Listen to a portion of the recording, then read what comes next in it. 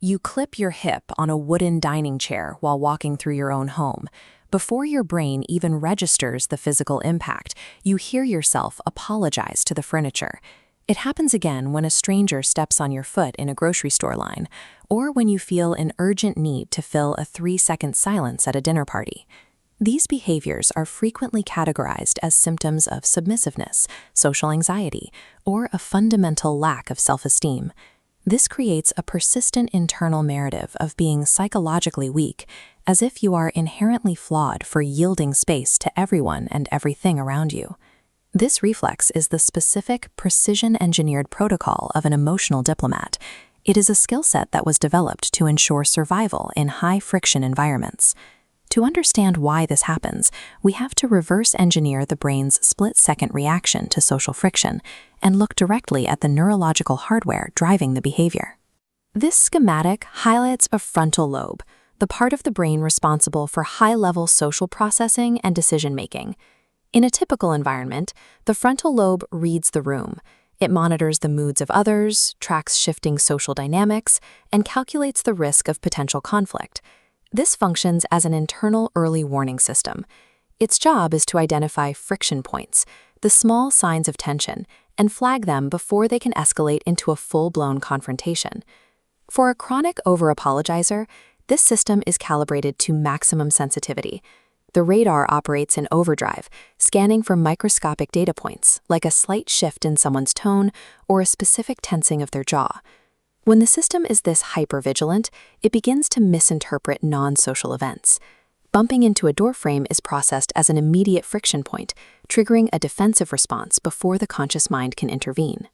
The sorry reflex is a hardware-level adaptation designed to preemptively de-escalate tension. It is the brain's fastest way to neutralize a perceived threat before it materializes. Hardware alone doesn't explain the behavior. We have to look at the psychological software, the original programming that forced the brain's radar into this state of hypervigilance. Psychologist Carl Rogers spent decades researching how childhood environments dictate the way our personalities adapt to the world. Rogers identified a concept called conditions of worth. This is a psychological rule where a person's sense of safety and value is tied exclusively to their ability to perform correctly and appease those around them. This programming often begins in homes where love or emotional stability are unpredictable. When a child cannot rely on steady support, the brain interprets that instability as a threat to their survival.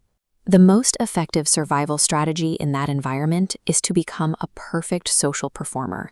The child learns that immediate de-escalation and soothing others is the only way to maintain a fragile peace.